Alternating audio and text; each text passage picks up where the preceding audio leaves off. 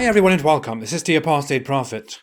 Sometimes I really think there is something wrong with Western people and what they have become. A Christian person could say something like, I believe that a marriage is between a man and a woman, and already many people completely lose their minds. In America, people lost it because a Christian baker didn't want to bake a cake for a gay wedding. Yet, when a Muslim suggests that homosexuals should be executed in the most horrible ways, people seem to just ignore that. Maybe because it's Islam and you don't want to be Islamophobic now, do you? Daniel Hakikachu is a relatively popular Muslim apologist in America who has a very traditionalist Islamic perspective, and he's not shy from sharing his terrible ideas very openly and directly. Don't get me wrong, he doesn't have very exceptionally extreme beliefs. He's simply honest about them. Recently, Daniel shared this joke on Twitter. Oh man, I missed the International Day Against Homophobia. The best way to celebrate such a beautiful, momentous, important day is the Muslim way. Recreational base jumping. At first glance, this sounds like a very edgy joke. But Daniel Hakikachu here and his little Islamic pawns are not just trying to provoke people by being humorous. Their humor actually reflects what they believe in. For all those who somehow still don't know, homosexual intercourse is punishable by death in Islam. Daniel Hakikachu here is referencing the Islamic punishment to execute gay people by throwing them off a high place and making their punishment a spectacle for people, so that they are scared and don't do the same. Because Allah is the most merciful, most kind. He goes on enjoying the idea of executing people by adding, nothing shows solidarity for LGBT like extreme sports. Since I am aware that he's not just joking, but packing something very terrible as a joke in order to get away with it, all I wanted to say was, you're an evil piece of shit. Whereupon he replied to me saying, don't feel left out, Apostate Ridvan. We have special activities to celebrate International Apostate Day too. And his little fans found that very funny. He's referencing the killing of apostates like me under Islam, a law that has always existed in Islam and which is still theoretically or practically, legally or socially in place in many Muslim countries.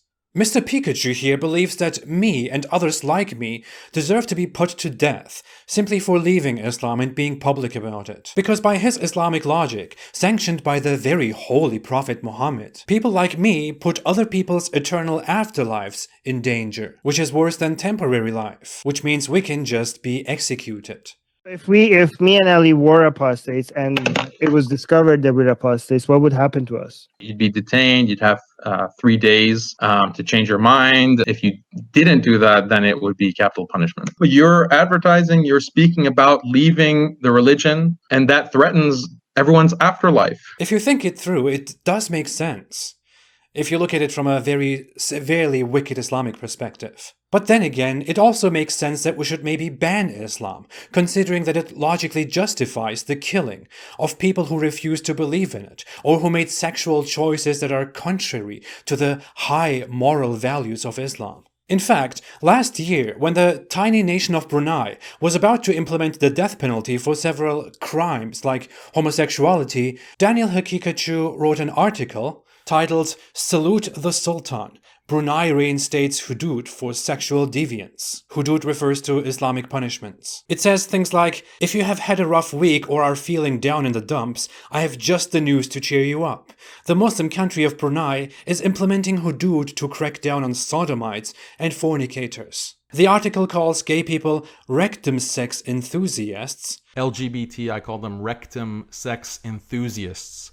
Rectum sex enthusiasts. Rectum sex enthusiasts. Rectum sex enthusiasts.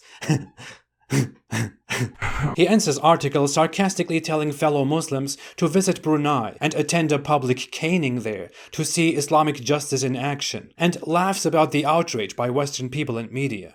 The article could even be mistaken as satire. It sounds unreal.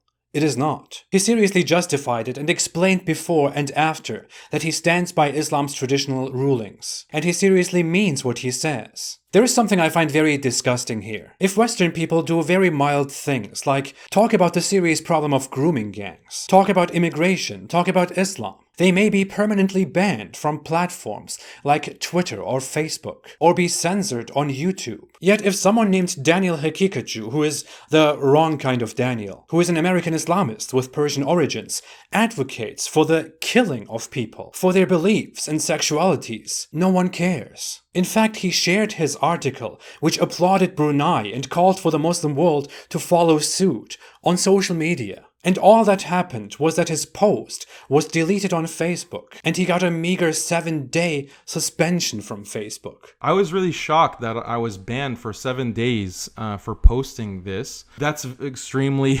authoritarian and controlling and tyrannical. Imagine that. Islamist Pikachu here advocates for the elimination of free speech and the execution of blasphemers, homosexuals, and apostates, but he finds a 7-day suspension on Facebook tyrannical.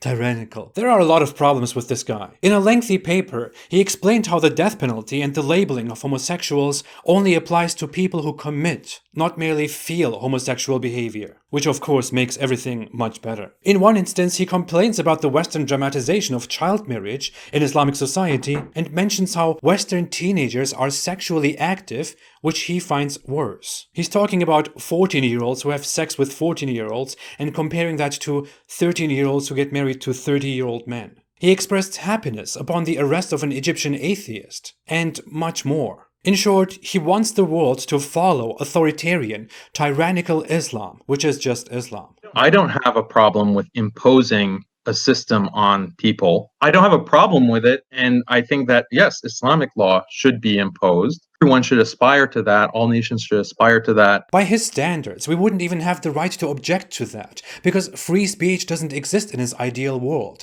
It is detrimental to society and must be punished. That always makes me think, isn't it kind of a strange paradox? The irony is that we are giving people who are against freedom the freedom to say that they are against freedom, to advocate for the removal of freedom, because we are for freedom.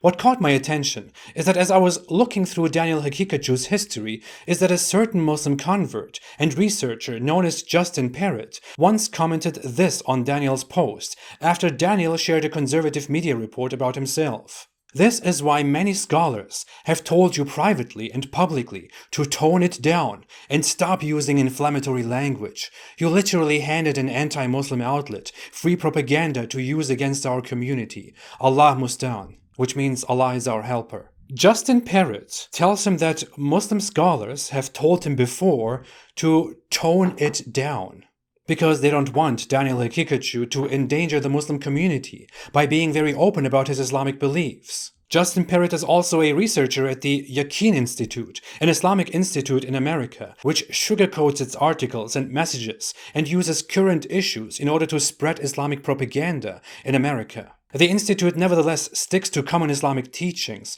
such as the justification of Muhammad's child marriage, death penalties for apostasy and homosexuality under an Islamic state, the justification and defense of Islamic slavery, and more. And now, guess what?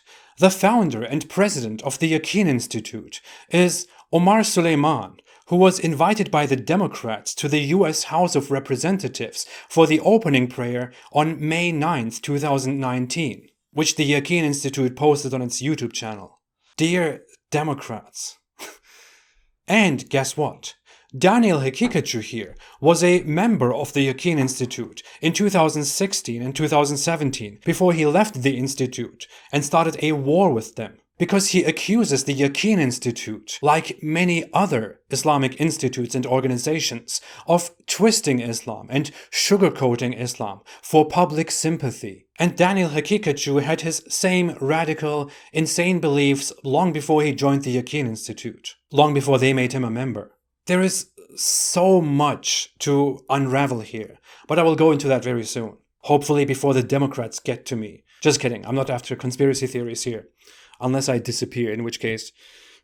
I just want to finish this with Daniel Hakikatju's response To Justin Parrott. Before you are directed to delete this comment, let me just say that this is exactly the attitude that Christians and Jews took with their religion before their religions were thoroughly secularized, and now some confused Muslims, led by scholars, are trying to follow suit. According to them, we are supposed to tone down, that is, hide Islam or outright distort it, so that those mean non-Muslims won't criticize us. Allah says, "And never will the Jews or the Christians approve of you until you follow their religion."